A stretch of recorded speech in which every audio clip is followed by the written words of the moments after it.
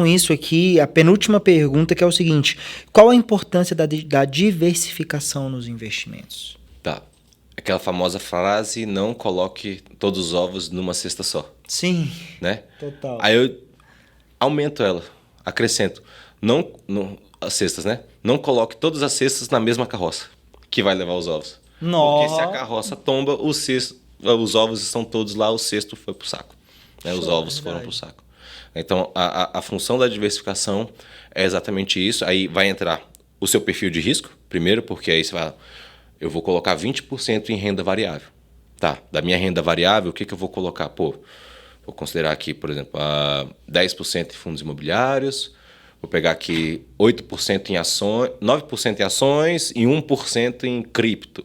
Ou então, vou investir em ações, mas pô, vou aqui para um setor mais perene, por exemplo, setores elétricos. Vou colocar uma parcela maior em elétrico, vou colocar uma parcela aqui, por exemplo, em small caps, né? São empresas com maior potencial de crescimento. Então, assim, você vai equilibrando ali, diversificando entre vários setores, né? Porque o mercado é cíclico, né? Então, uma coisa que, para fazer a parte técnica e operacional, por exemplo, que a gente utiliza aqui na gestão dos investimentos, é quando eu vou fazer essa diversificação, eu meço a correlação desses ativos, né? Ativos altamente correlacionados, que eles tendem a ir para o mesmo caminho, se eu tenho minha carteira é composta por ativos altamente correlacionados, eu não estou diversificado. Porque quando subir, a tendência é que todos subam, e quando cair, a tendência é que todos caiam.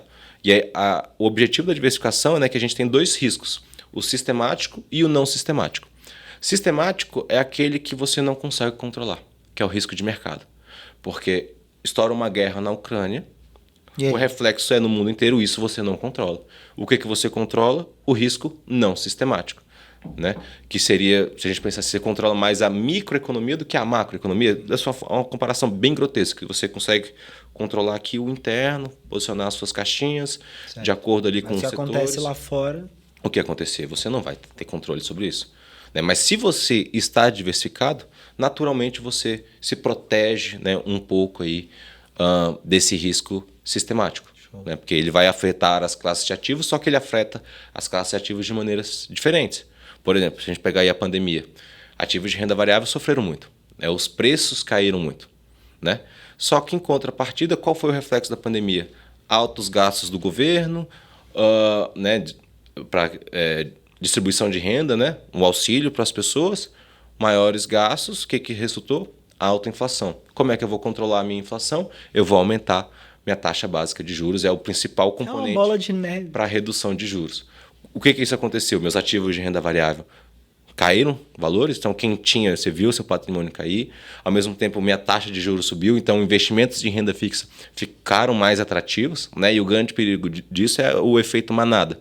A pessoa sai da renda variável e vai para a renda fixa. Pô, se o seu investimento em renda variável, você tem plena convicção daquilo, você estudou, não é porque o cenário mudou, está melhor para a renda fixa, que você vai desfazer desse com prejuízo para comprar renda fixa. Se você está equilibrado, se você está confortável, você não vai mexer da forma como está, só que os seus novos aportes você vai realocando nas caixinhas que fazem mais sentido para você naquele momento.